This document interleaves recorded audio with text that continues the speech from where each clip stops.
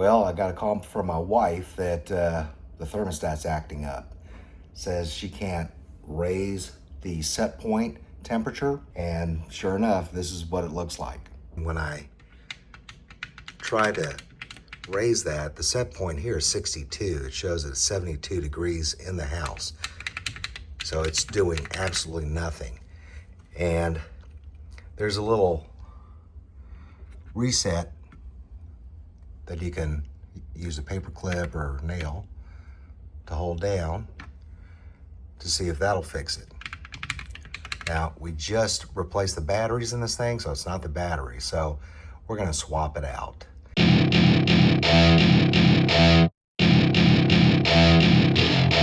Sometimes simpler is better. I mean, that's kind of a complicated programmable thermostat. We don't need all that. So I picked up this thermostat. It's pretty simple, and we'll swap it out. Hopefully it works. Hopefully there's not any other issues. Before we start to mess around with the system, we want to turn the power off. That's the breaker. So cut power to the unit. Also, if you feel like you need to unplug the unit, go ahead and do that too.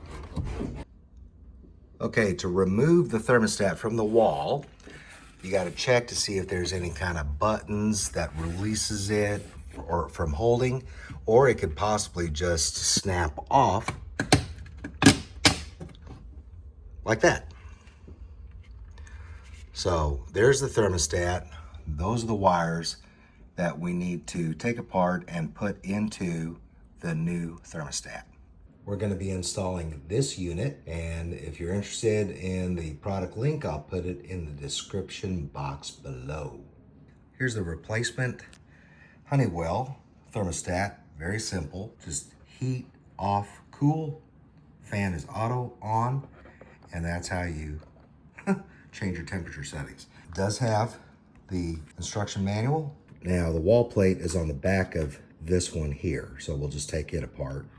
Because this is simpler, we have less that we need to connect. So we have the G, the Y, and the W, and the R. Now, we did have an RC, which is a little blue wire that connected to the both. But on this particular thermostat, there is a little metal jumper. So all we need to do is connect to the R, and the RC is already connected because of that metal jumper. So the extra wires, like the S1, S2, we're just gonna tape those off. So we're not gonna use those at all. This thermostat actually takes AAA batteries. Most of the thermostats I've ever seen are AA's. Get that in there. All right. Depending on your system, it could be gas or oil or electric. Since ours is gas, it's on the right switch. Okay, there's the new wiring. Very simple to do. I don't know why I didn't show you, but you just put your screwdriver in there, loosen it, and then stick your wire in and then tighten it. And got all the different wires labeled. So we're good to go. All right, it's back on. Plug the unit back in.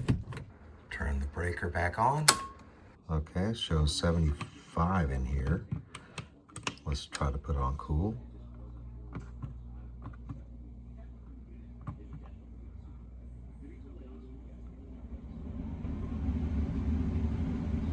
And it's working. Then we put it on heat. Heat setting, I think 72 is plenty. All right. Saving about $65 to $100 at least by doing this myself.